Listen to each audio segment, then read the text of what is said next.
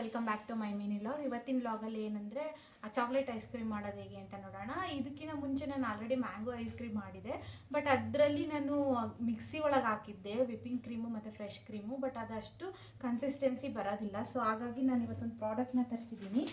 ಏನಂದರೆ and Blender ಅಂತ 150 ವ್ಯಾಟ್ದು. ತುಂಬ ಯೂಸ್ ಆಗುತ್ತೆ ಕೇಕ್ ಮಾಡೋದಕ್ಕೆ, ಮತ್ತು ಏನಾದ್ರು ಮಿಲ್ಕ್ ಶೇಕ್ಗಳನ್ನ ಈಸಿಯಾಗಿ ಮಾಡೋದಕ್ಕೆ, ಆಮೇಲೆ ಈ ಥರ ಐಸ್ ಕ್ರೀಮ್ನ ಮಾಡೋದಕ್ಕೆಲ್ಲ ತುಂಬ ಚೆನ್ನಾಗಿ ಹೆಲ್ಪ್ ಆಗುತ್ತೆ. ಸೊ ಹಾಗಾಗಿ ನಾನು ಇವತ್ತು ತರಿಸಿದ್ದೀನಿ. ಇದರಲ್ಲಿ ಏನೋ ಒಂದು ಕೂಪನ್ ಕೂಡ ಬಂದಿದೆ. I don't know about this, but ಬಂದಿದೆ, ಚೆಕ್ ಮಾಡೋಣ.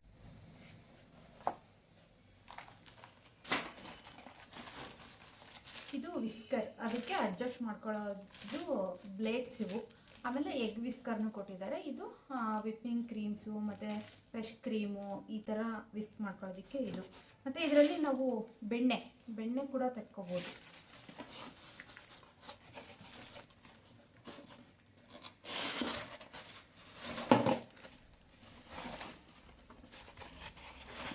ನೋಡಿ, ಇದು ಬ್ರ್ಯಾಂಡ್ ಬಂದು ಕೆಂಟ್ ಬ್ಲೆಂಡರ್ ಆ್ಯಂಡ್ ಬ್ಲೆಂಡರ್ ಅಂತ. ಮಾರ್ಕೆಟಲ್ಲಿ ಈಸಿಯಾಗಿ ಅವೈಲಬಲ್ ಆಗಿದೆ.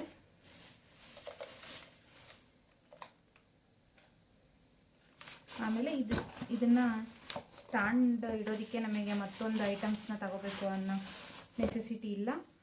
ಇದರಲ್ಲೇ ಕೊಟ್ಬಿಟ್ಟಿದ್ದಾರೆ, ವಿತ್ ಸ್ಟ್ಯಾಂಡ್ ಕೊಟ್ಟಿದ್ದಾರೆ ಇದನ್ನು. ಸೊ ನೋಡೋಣ ಈಗ ಹೇಗೆ ಮಾಡೋದಂತ. ಇದು ವಿಪ್ಪಿಂಗ್ ಕ್ರೀಮು ಫುಲ್ ಥಿಕ್ನೆಸ್ ಆಗಬೇಕು, ಅಲ್ಲಿವರೆಗೂ ನಾವು ಇದನ್ನು ಬ್ಲೆಂಡ್ ಮಾಡ್ಕೋಬೇಕು. ಆವಾಗ ಕ್ರೀಮು ಚೆನ್ನಾಗಿ ಅಡ್ಜಸ್ಟ್ ಆಗುತ್ತೆ.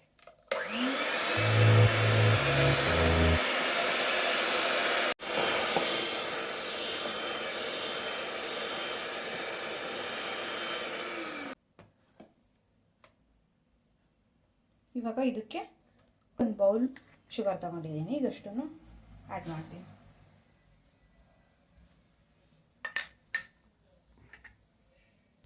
ಇದನ್ನು ಇವಾಗ ನೀಟಾಗಿ ಬ್ಲೆಂಡ್ ಮಾಡ್ಕೊಳ್ಳೋಣ. ಶುಗರ್ನ ನೀಟಾಗಿ ಬ್ಲೆಂಡ್ ಮಾಡ್ಕೋಬೇಕು ಇದು ವಿಪ್ಪಿಂಗ್ ಕ್ರೀಮ್.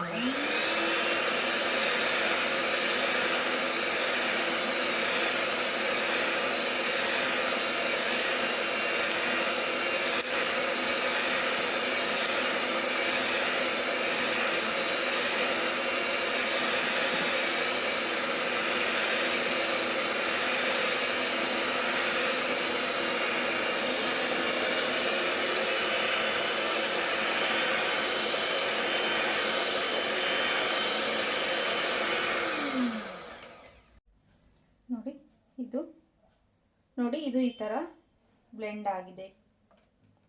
ಇದಾದಮೇಲೆ ನೆಕ್ಸ್ಟ್ ಇದಕ್ಕೆ ಕೋಕೋ ಪೌಡರ್ನ ಆ್ಯಡ್ ಮಾಡ್ಕೋಬೇಕು. ಯಾಕೆಂದರೆ ನಾವು ಮಾಡ್ತಾ ಇರೋದು ಚಾಕ್ಲೇಟ್ ಐಸ್ ಕ್ರೀಮ್, ಹಾಗಾಗಿ ಕೋಕೋ ಪೌಡರ್ನ ಯೂಸ್ ಮಾಡ್ಕೋಬೇಕು. ನಾನು ಹರ್ಷೀಸ್ ಬ್ರ್ಯಾಂಡ್ ತೊಗೊಂಡಿದ್ದೀನಿ. ಮಾರ್ಕೆಟಲ್ಲಿ ಯಾವುದು ಅವೈಲಬಲ್ ಇರುತ್ತೋ ನೀವು ಅದನ್ನು ತಗೋಬೋದು. ಇದಕ್ಕೆ ನಾನು 3 ಸ್ಪೂನಷ್ಟು ಕೋಕೋ ಪೌಡರ್ನ ಆ್ಯಡ್ ಮಾಡ್ತಾಯಿದ್ದೀನಿ. ಕೋಕೋ ಪೌಡರ್ ಇಲ್ಲ ಅಂದರೆ ಅದಕ್ಕೆ ಆಲ್ಟರ್ನೇಟಿವ್ ಆಗಿ ನಾವು ಡಾರ್ಕ್ ಚಾಕ್ಲೇಟು ಮತ್ತು ಇಲ್ಲ ಡೈರಿ ಮಿಲ್ಕ್ ಚಾಕ್ಲೇಟ್ ಕೂಡ, ಅದನ್ನು ಕೂಡ ನಾವು ಹಾಕ್ಕೊಂಡು ಈ ಥರ ಬ್ಲೆಂಡ್ ಮಾಡ್ಬೋದು.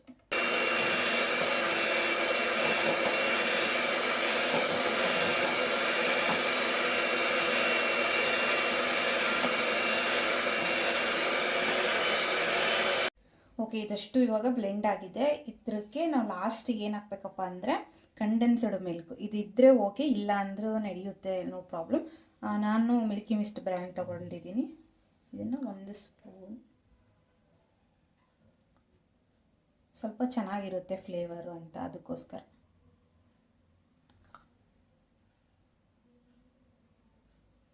ಓಕೆನಾ, ಬ್ಲೆಂಡ್ ಮಾಡಬೇಕು.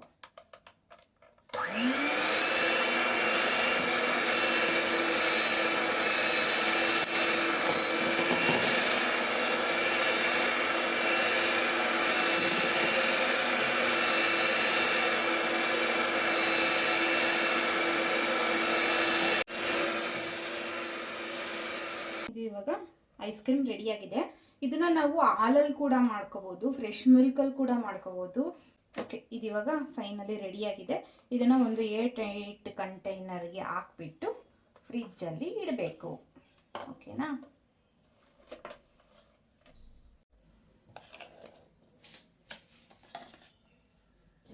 ಓಕೆ, ಇದನ್ನು ಇದು ಕಂಟೈನರಿಗೆ ಟ್ರಾನ್ಸ್ಫರ್ ಮಾಡೋಣ.